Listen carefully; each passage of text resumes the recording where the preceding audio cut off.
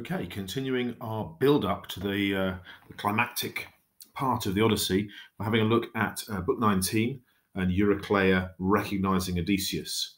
Um, and here's the key events for that. Uh, to start with, it's the test of the disguise, isn't it? Odysseus is disguised and he's going to come up face to face with Penelope and with Eurycleia. As he encounters Eurycleia, his encounter is going to demonstrate that she is loyal. He can't know that before then. Some of the servants aren't loyal, are they?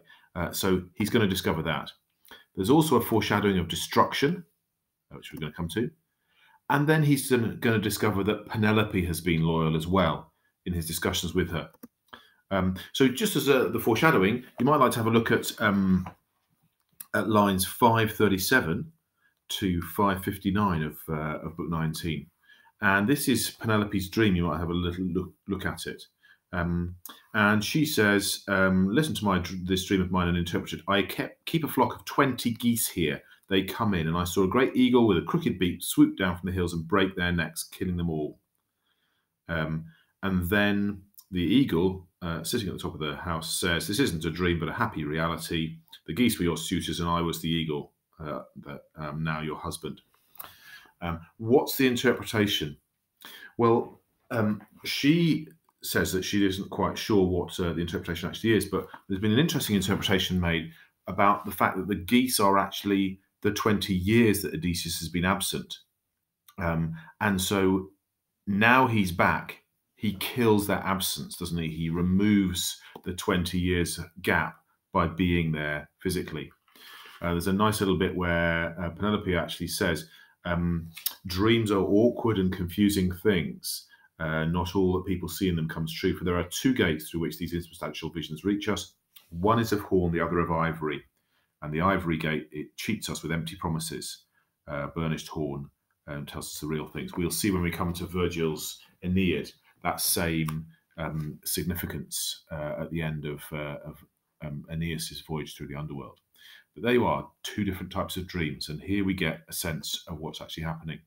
Now, of course, the critical point of book 19 is this recognition passage, and there's some really great bits that you might like to have a look at, where Eurycleia actually suddenly sees Odysseus for who he is,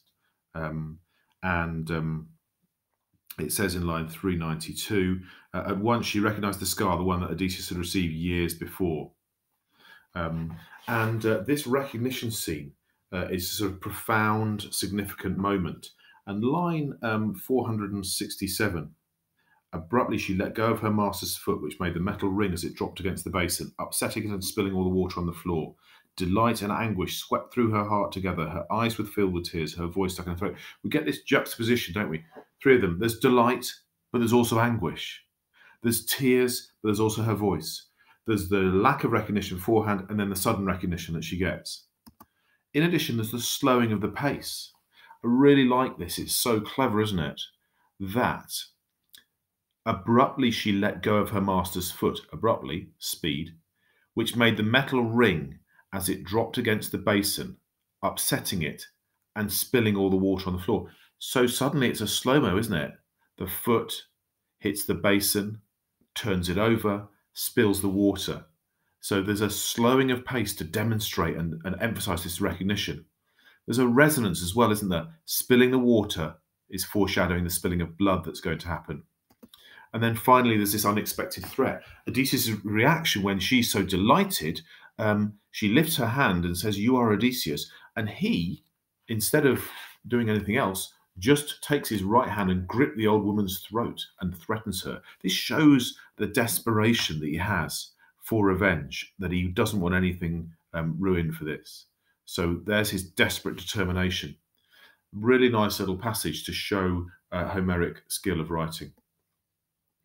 Homer's style we have here, the book ends on a cliffhanger, doesn't it?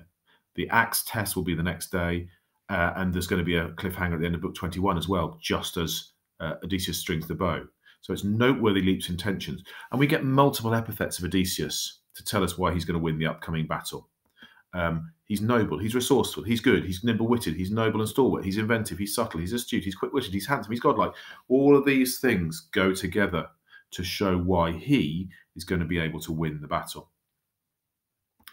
And then finally, in terms of the character development, let's look at Eurycleia. Now, we met her way back in book 1. She'd been bought by Odysseus' father, Laertes, for 20 oxen. Enormous value. In other parts of Homer, the people who win athletic competitions get 1 oxen as a prize. It shows how significant her price was. And throughout the poem, her epithets are really illuminating, aren't they? She's faithful, she's excellent, she's level-headed, she's sensible. All of those are kind of careful and measured epithets. And then the dear nurse and the fond old nurse, those are quite warm, aren't they? They really give a sense that she's a valuable member of the family. And she's loyal and perceptive. You see it in book 19, line 370, 380.